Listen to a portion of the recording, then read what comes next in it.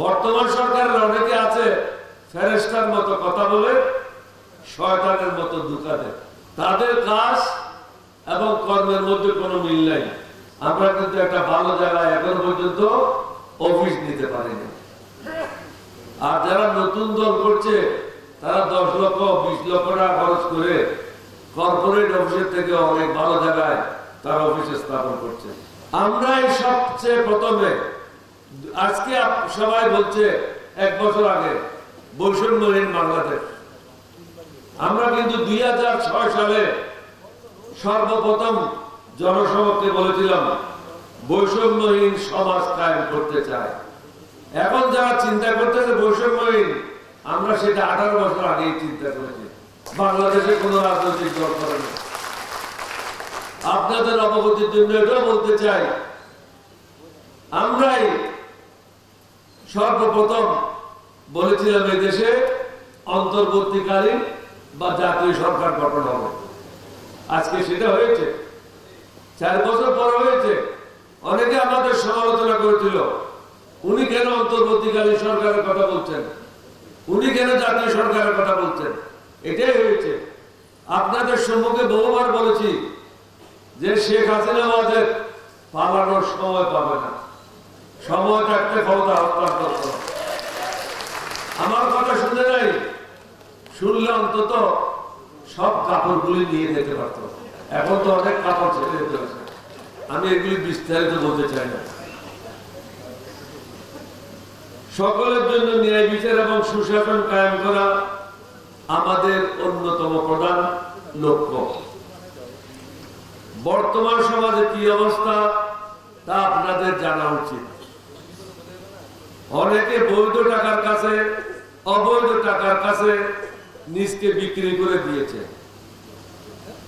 বিভিন্ন তদবিরের জন্য সারাদিন সচিবালয়ে সময় কাটাচ্ছে। রাজনীতিকে ব্যবসা হিসেবে গ্রহণ করেছে। অবৈধভাবে হাজার হাজার কোটি টাকা উপার্জন করেছে।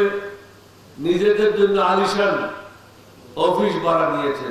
আমরা কিন্তু একটা ভালো জায়গায় এখন পর্যন্ত অফিস নিতে পারিনি। আর যারা নতুন দল করছে তারা 10 লক্ষ 20 লক্ষ টাকা খরচ করে কর্পোরেট অফিসের থেকে অনেক ভালো জায়গায় তারা অফিসে স্থাপন করছে। আমি মনে করি এই অবস্থায় জনগণ যদি চুপ থাকে তাহলে দেশের ব্যাপক ক্ষতি হবে, সর্বনাশ হয়ে যাবে। আওয়াজ তুলতে হবে, অন্যায়ের বিরুদ্ধে সোচ্চার হতে হবে। দেশকে আমরা স্বাধীন করেছি, দেশকে বাঁচানোর দায়িত্ব আপনাদের যুব সমাজের। যুব সমাজকে এগিয়ে আসতে হবে। বর্তমান সরকারের অনেকে আছে ফেরেশতার মতো কথা বলে, শয়তানের মতো ধোঁকা দেয়। 1 ঘন্টা আগে যে কথা বলে 2 ঘন্টা পরে সেটা থাকে না। হোসেন মোহাম্মদের এরশাদের সময় কথা ছিল সিএমএলএ, বলছে এটা রক্ত কি, বলে ক্যান্সার বাই লাস্ট অর্ডার। আমি 2 ঘন্টা আগে যেটা বলছি এখন ওইটা ঠিক নেই।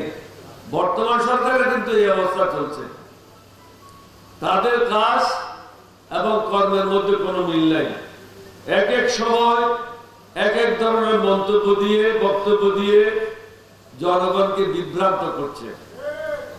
জনগণকে ভালো মন্দের মধ্যে পার্থক্য বুঝতে হবে। সঠিক দলে যোগদান করতে হবে।